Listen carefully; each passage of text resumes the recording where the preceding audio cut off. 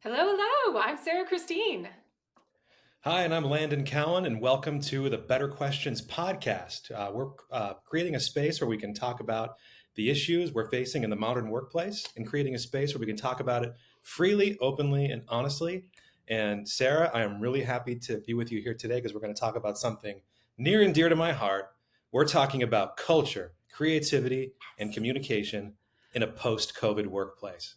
How are we feeling about this today? Oh my God, I'm totally excited.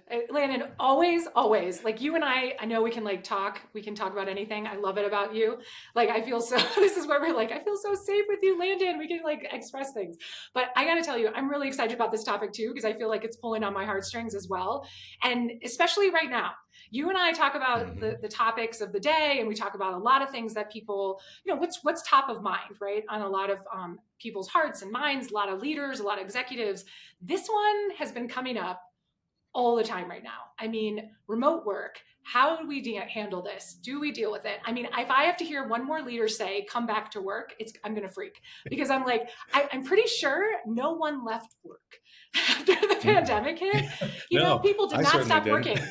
No, in fact, I Yeah. feel like if we were playing the reality of the scene, as they say in entertainment, work got harder because no one really understood or knew how to navigate it. At the same time, we're now working at home. And so, like, working with Mhm. kids, with partners, with pets, with noise, with discomfort, with vulnerabilities of like, somebody coming in the background, somebody talking, the audio dropping. There was a lot of stress, I feel like, during that Mhm. time period. And we've come a long way very quickly. I just want to say kudos to everyone because, Landon, you and I have been doing remote work for such a Exactly. long time. Technically, I Yeah. mean, it's been like 15 years when people could say, like, we're remote workers. What do you think? Exactly, Exactly. right? Like, I remember that feeling of, I think it rolled around, March 2020, that fateful month, and everyone started working from home, and the feeling I got was, all right, welcome to my zone. Like, y'all are finally going to Yes. work the way I work. And I felt like I had been training for this moment my entire life, and it was so exciting. Little did I know how ill Yes. prepared I was because I was accustomed to a dynamic where I was the remote satellite worker and I was dealing with people in a central base. I'll never forget when I started a project and I was dealing with a team of upwards of, geez, it must have been like 60 people. And the process that it took to like get to know each of them individually and the ins and outs and the remote culture they were operating in, it was daunting. I overestimated my ability to jump into this remote setting because it's hard. It's hard to establish, communication processes, culture, uh, make a good impression when everyone's so decentralized. It's not a matter of just swinging My by God. every office department anymore. It's a challenge. Totally. Oh my gosh, so well said. Especially like you're right. Like being a consultant, being outside, you're like, getting somebody on the phone was hard enough before the pandemic, let Yeah. alone getting them on video never happened. I mean, I had like Zoom before Zoom was a thing, and like people were like, "What? I'm not doing that." And like you said, then it was kind of exciting when it happened though, because people were calling me going, "How do you do this?" And I'm like, "Well, put on some Nat Geo in your background so you can have some white noise." And they're like, "Oh my God, that works really well." And giving tips and tricks, but I got to tell you, it shifted everything for us too. Like you said, you're like, wait a minute, I used to be able to show up on site, and you're there for a couple of hours, you're able to do that. Now with that being removed, like you said, it was kind of like how do we all connect? How do we all talk? How do we all deal in this realm?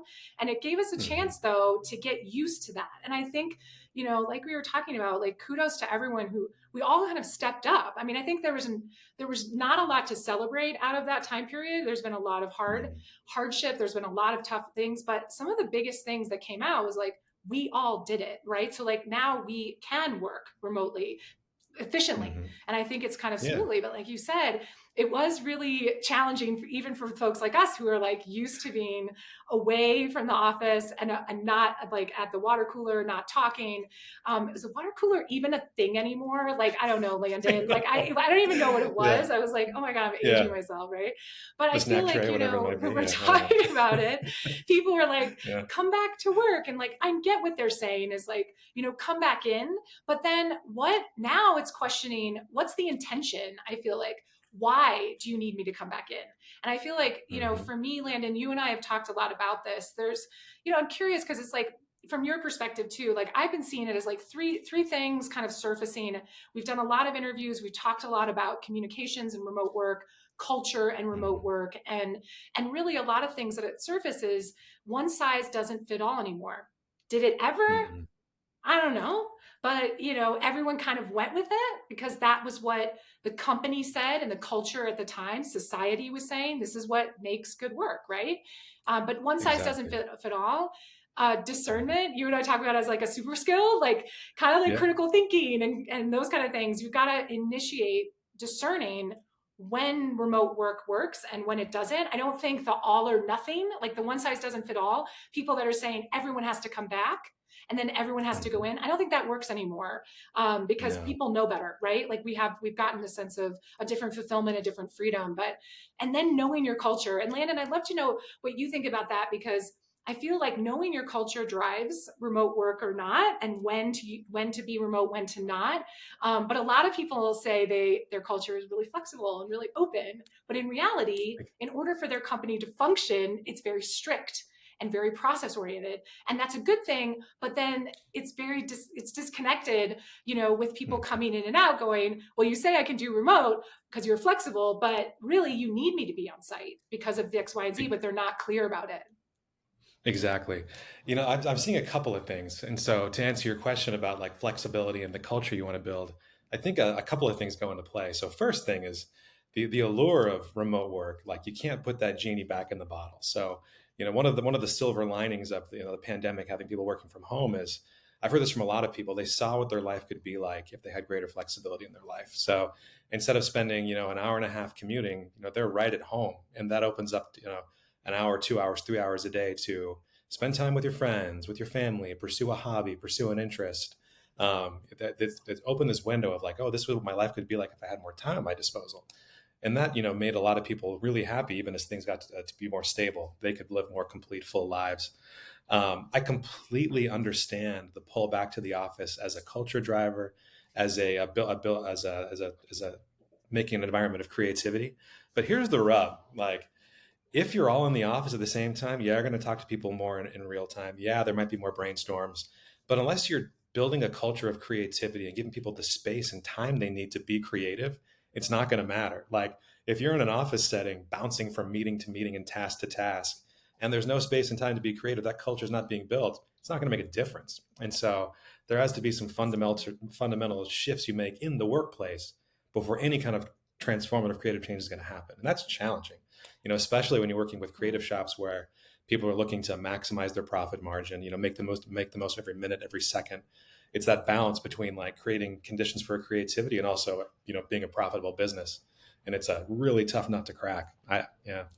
You're right, Landon. I mean, honestly, you're bringing up really great points too, because I feel like it's like another thing. It's like for all of our leaders out there and all of our executives, it's another thing on the plate, right? Like, and Mhm. when it comes to productivity, efficiency, we can talk about a lot of different things, like you were saying, like from mental health and wellness, like that also opened up after the pandemic, right? And like we were like, wow, we have our oh, sorry. It's Wait, okay. let me set that again. Sorry, Darren. I Yeah. was like, what just happened? Okay. I was like, speaking of remote, like I'm doing stuff with audio and just things Yeah. like funky happening. Like, for example, that audio riffing, right? So, like, essentially, when people go remote, they think that's distracting. I don't even think we should edit it out, Landon, because at this point, No, no. the reality, like playing the reality of the scene when we're like, Hmm. our fabulous producer, Darren, is helping. It's like accidentally I hit something, totally my bad. Definitely hit a keyboard or something, keyboard key. But I feel like, I think at this point, it's kind of like being willing to be authentic in the moment. And I think that's such an interesting point when we talk about remote work. We have to Hmm. play like there's no masks, right? Like No. people could, like, I loved it when I would dress up and like be on video, but then like the stuff would happen or the mail person would come and it's like, I'm trying to be really professional here and I'm trying to be what I'm supposed to be versus just the actual, like we're all in the day to day now, and we're all much more open and willing to be, kind of acceptable and receiving those kinds of things that they happen, right? And it's okay that they happen. And I think that's also, something really positive, that we're being more open and flexible and forgiving about little things and focusing more, like you said, on the big things. And circling back to what you're saying, I'm really curious, like, how do leaders grapple with this? How do they shift and change? And we may not know the answer, but it's like, how do they take on this internal challenge? Like you were saying, I feel like it's tied culturally, remote work, knowing it's really important to be in person. We are in person with our workshops at times, and Hmm. the virtual ones are just as powerful, but they're crafted differently. And the in-person ones, Exactly. very powerful, and they get different results, right? You get great results from both, but they're different. And that's kind of what the culture needs, what the team needs. Hmm. Do they need to be in person? They need to be virtual. But I'm curious too, because Landon, I'm hearing, like, you and I talk about syncing up. The Yeah. external customers, the market is demanding customization, more personalization, more of that. I'm an individual. Talk to me like I am. Isn't it interesting, maybe, that that's also happening Yeah. internally? Completely. Like, and you brought up a really good point about, workshops for us working both virtually and in person. And I think the secret sauce there, and I don't mean to oversimplify because organizations are very complex and everyone's needs are different, but we don't move forward on a workshop unless we define the problem that we're solving and what success looks like on the other side and the role everyone's going to play in workshopping that problem together. If we have all those ingredients synced up, like, we're going to have a good workshop and we can architect it in such a way that we're going to get to a successful outcome on the other side. And I feel that's the same thing with the workplace. I feel like if everyone knows the goal they're marching towards, the role they play in solving that problem, the tools and resources at their disposal in solving that problem, and having that feeling that they're supported, they're going to work magic for you. They're going to work miracles. Like, that's when I feel the most motivated. When I see that vision, I see my role, and I think, I can do this. Like, I'll put myself out on a limb and I'll go the extra mile to make that thing happen. Um, Yeah. yeah. Yeah. So like, Yeah. yeah. Hmm. I think, Landon, you're onto something too, because I feel like we have in our Hello systems, we have these transparency telegrams that go out to Yeah. clients, and it's like being very transparent of like where we've been, where we're going, what's it like, what to expect. It's so interesting because you just brought that up, and I was like, oh gosh, like that would be so relieving if I were when I was full time someplace. It would have been really nice to have like a transparency telegram of like, here's where we Yeah. are now, and we may not know everything, but at least we know where we are today and what we're trying to go for. Because I think you're getting back to communications, right? Communications in remote work is, if we leave, like as leaders, I feel like if we leave something that's ambiguous, then people make assumptions, and they will make assumptions Exactly. based on what they think they know about me, the leader, you, the leader, the team, the company. And that's where things, I feel like the insidiousness of the stuff goes awry. It starts to Yeah. shapeshift. And that's where I feel like culture loses. I feel like the team loses, because then there's, like we talked about last time, fear kicks in, and it's like, I'm supposed to know, so I'm not going to speak up because I can't be wrong, because the stakes might be really high, right? And people may take that Exactly. the wrong way. Yeah. Yeah. You brought up a really interesting point about like reframing, your mindset, the stakes. Like, I remember when I first started working remotely, it was my first time like holding myself accountable. And like, I didn't realize it at the time, but when I was in an office setting, I gave myself permission to let my mind wander, let my mind drift, like be more creative, just because I felt like I'm being paid to be in this space. And so as long as I'm, thinking about work, doing work, like, I'm going to be okay. I'm going to solve the problem. When I was outside of that line of sight and doing things on my own, I felt this almost like near impulsive push to be productive, to have an output all the time. And it took me a while before I would give myself permission outside of the workplace. Like, it's okay to let your mind wander, let your mind stretch, to be creative. Um, but it's hard to like get in that mindset where you think that's acceptable and that's actually productive to like be creative for a minute. And so, I have to imagine that for a lot of leaders, that's a similar obstacle where it's like, if someone's not being paid to be in my space, like, are they making the most use of the time? Like, are they being creative? Are they collaborating? And that's a tough bridge to cross. Like, building that trust can be challenging for a lot of leaders. So that Yeah, I have to imagine that's a play too. exactly. I mean, Landon, that's Speaking of actually real time, here's a funny story. One of my oh, that former clients, has my personal cell phone number listed as their corporate headquarters on Google. Oh my God. And so I get calls about 9 times a day asking for W-2s. So that's a fun little anecdote. Oh my gosh. And maybe we need to check in on any of the gaps. Like, how does that happen? Exactly. That's amazing. Yeah, Where you're we've like, escalated a few okay, times, but you can't make I that still get a up, few phone calls. Landon. You Yeah. cannot make that. That totally just happened. And like we're on and we're like, and I got a phone call. And you're like, yeah, my phone was like, you're like, I didn't think it was anybody who was calling me. It wasn't on silent. And You, yet at the same you time, they're actually, calling you. yeah. And it's one of the bright spots of my day because if I can call this person back and point them in the right direction, I've helped somebody. I'm doing it for free, sure, but it gives it a little dopamine drip of helping somebody out. Oh my God, that's fantastic. See, Yeah. you're like Anyways, we were the talking about magic remote of work. technology as we're crossing over, Yeah. like the magic of technology. Oh my God, isn't that right? But I feel like you're spot on. When we're talking about, I love what you were saying though, because I feel like there's definitely something that, like, to be, kind of like shifting perspectives and, like you said, to shifting mindsets around, wait a minute. Because like okay, 15 years ago going remote like you did, like we call it remote now. Then it was just like, I'm starting my own business and I'm working, Yeah. at my house, and I'm a team of one. I think it took me months, if not a whole year, to get into a new rhythm and ritual, and like out of that mentality of like, if I'm not working from 8 to 6, then I suck and I'm not doing enough, and like, things are not, I'm not productive.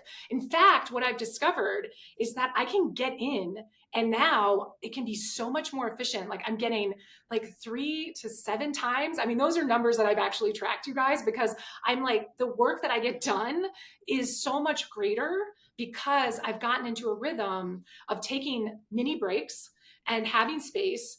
Also, there's something really liberating, about getting your laundry done on a Tuesday while Yeah. you're working, or taking a break, or going back, or going out and being in your own personal space and going for a walk. Now, like you said, it takes time to build the trust with everyone else that we're working with. And I think that's also just one of those really big topics right now, is like, can I trust you that you're not going to take advantage of me as a leader, Exactly. as a team, as a company, right? And then the individual saying, please trust me, I'm responsible, and I can do this. But like you said, there's so much more ways of being creative than there is of just kind of sitting and doing something, just showing up so somebody can see that you're there, if that makes sense. Exactly.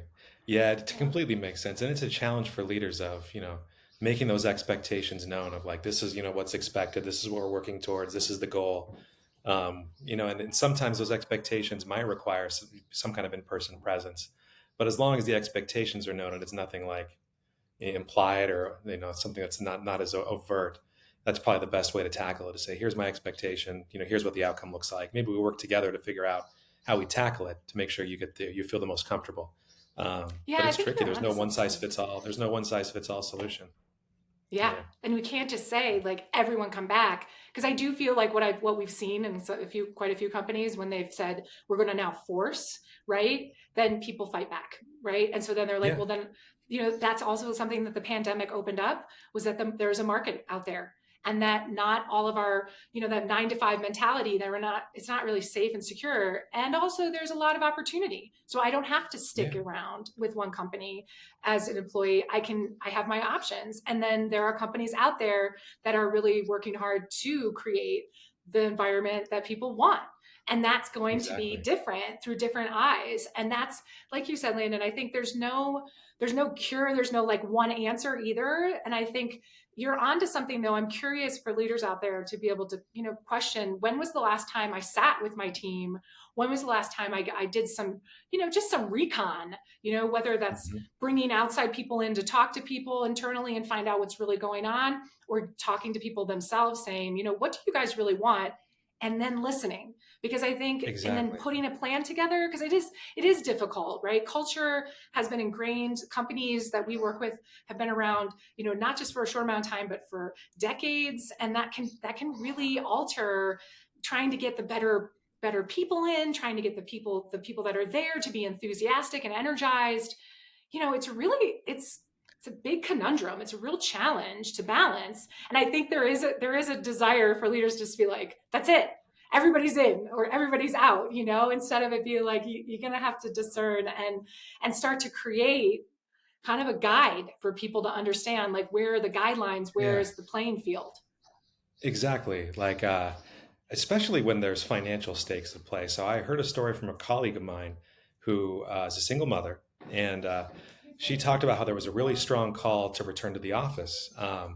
And she had been at home with her kids for the past 3 years, and for her to go back to the office full time, not only is it a time commitment for her to take her Yeah. kids to daycare, it's a significant financial commitment for her to secure that and have a place for her kids to go. And she just remembered feeling just so overlooked because she saw some of her colleagues from out of state being flown in, on the company dollar. But there was no consideration for the cost and time it would take for her to be in the office, even though she was only, 10 miles away.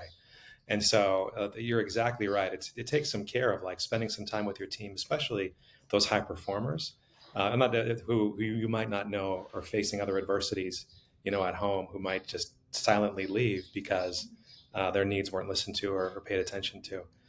So yeah, Yeah. it takes a little bit of time, but it's worth it. That's part of the investing in the culture is kind of knowing the folks who make up your team, meeting them where they're at, and trying to make a plan to see if you can make it work. Yeah, that's really interesting.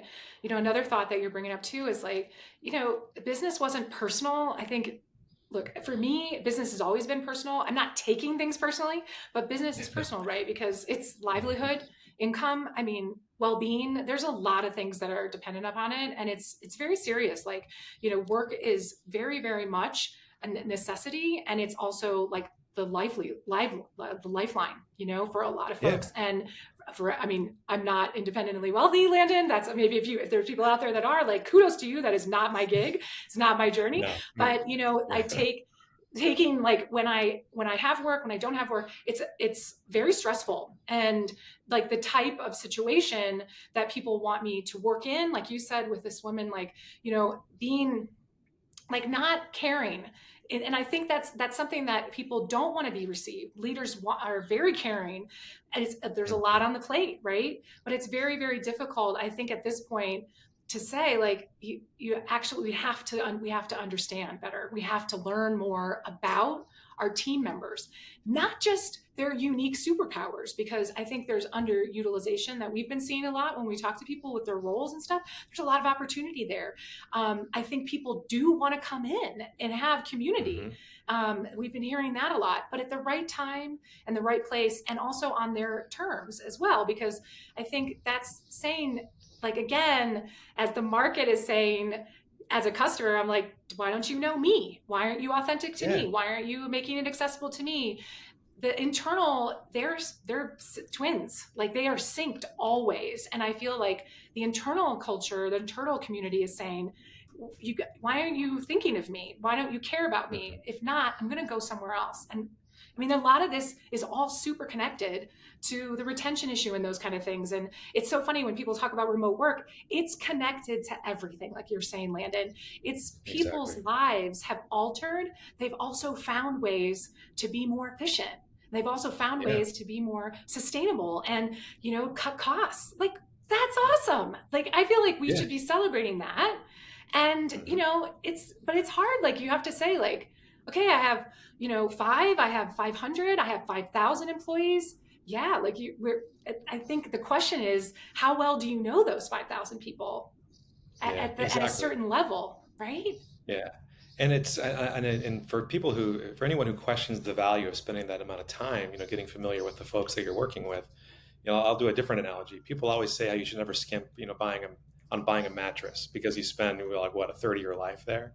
It's the same with the workplace. Like you're spending at least a 30-year life or a 30-year day, with these folks in this environment and this culture.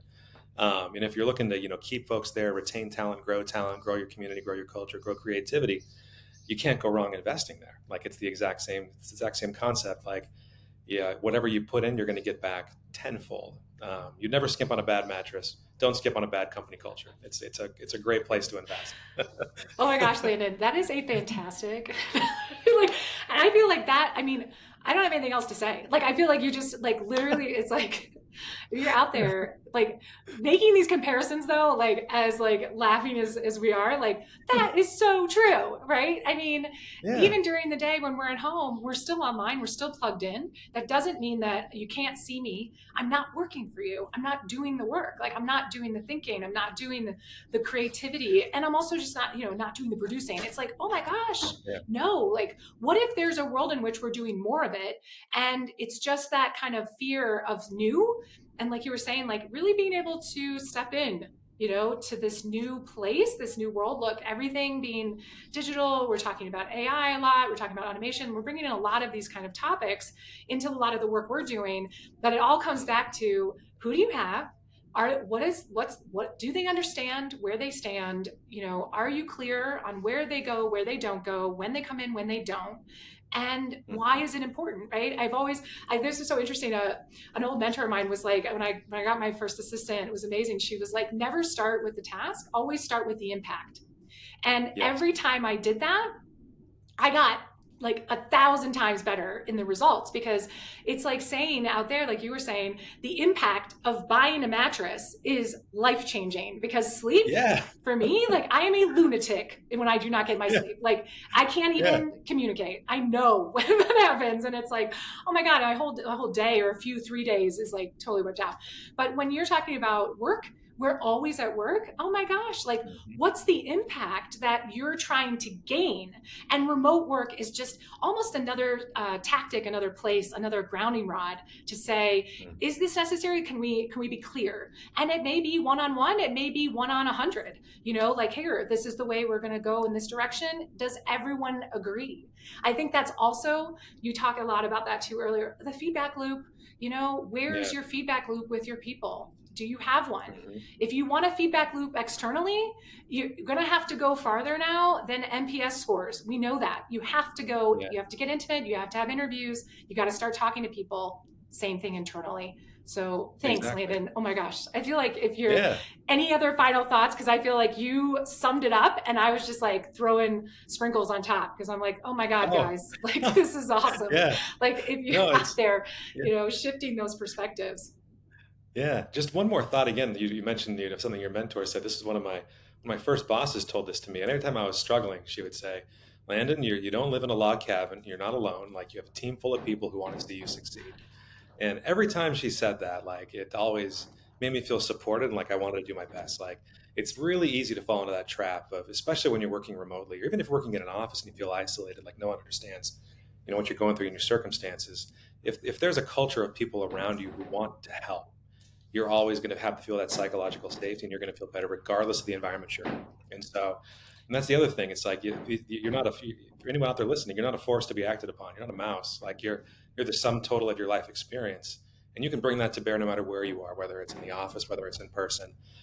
Your experiences are valuable regardless of the setting. And so that's my final thought. That's me getting all mushy. Boom. I know, I love it Yeah. though, because you're, again, pulling on that heartstring, because I think the pandemic with remote work now, it just exposed areas. It's not like it showed something new. It was like now it revealed and opened us up to all of these new opportunities and new ways, because I felt isolated, and I was around hundreds of people at one point in agencies, and I never felt that I was seen or heard. And being remote, you can feel the same way. It wasn't like remote work makes that, it just No. revealed that's a core issue. And that businesses, teams, when we say businesses, we say people, like you said, like, it's not the organization's problem, it's the people in the organization's challenge to address Precisely. that, right? And like I think you're spot on. Like we can easily detach and start getting like back to that ambiguity of like, well, we're talking about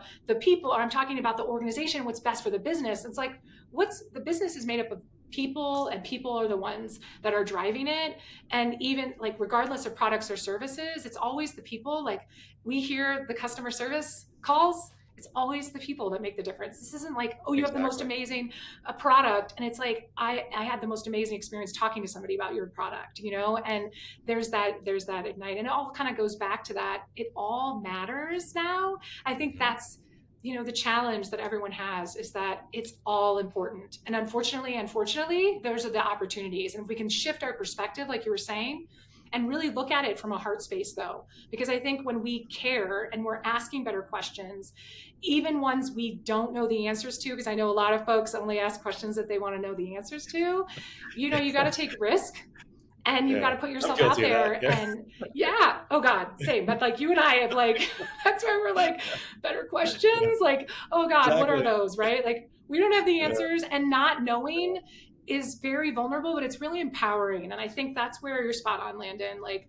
getting out there and really being able to say, like, we talk about let it begin with me, and that doesn't mean like I'm always the one that's like that person needs to change, or my family member needs to change, or my boss. I was the one that was like, my boss could needs to do better, and I'm like, I need to do better. And that ripple effect, like even if it's just me speaking up as an employee, or me speaking up in the most understanding and compassionate and kind way I could possibly do, and even if I'm angry, it's like let it begin with me starts that ripple effect. And as leaders, people are waiting for you to do it, and that's the tough part. It's like that is really important. But all of this, like you were saying, Landon, it drives motivation. People want to get out of bed for you when you care yeah, about them, and they can't wait to work. And I think that's one of the biggest lessons I've learned in remote and on site is like, as long as I'm connected and we're clearly communicating in the right ways, like at the right time, oh my God, I'm like, you and I are like, what can we do for you? Can we do more? yeah, And I feel like that's what people really want. Landon, wrap it up, exactly. because I feel like this has been such a great conversation, because I do feel like there's a lot of unique things that we've been encountering to be able to share. And then also just kind of say, like, we don't have the answer, but you can find Yeah. it. Yeah, we don't have the answer, but we're here to create a space for you to help find it, to workshop it together. And then yeah, just two final thoughts building on your point. Anytime I feel safe, I will work miracles for you. That's just it. If I feel safe and protected, I'll go the extra mile.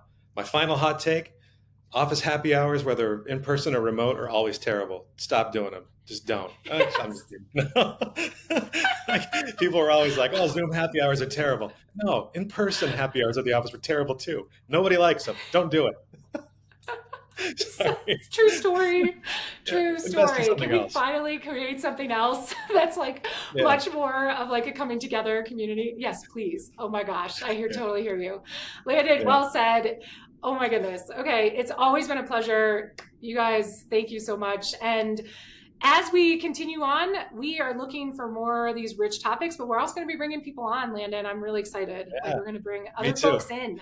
Let's have some Yep. panels. Let's have some discussions. Let's get some Mhm. spicy conversations and ask better questions, and, really bring things to the surface. We may not have the answers, but we do know that shifting perspectives is always valuable, and bringing up different kinds of points and sides can always be useful. So, Exactly. We're going to be slipping into your DMs asking you to come onto our show, so look out. exactly. Look out. Exactly. It's like, I'm on Yeah. to you guys. Come on. Thanks, Landon. Thanks. It's been Good as such a always. pleasure, as always. Thank you so Yeah. much.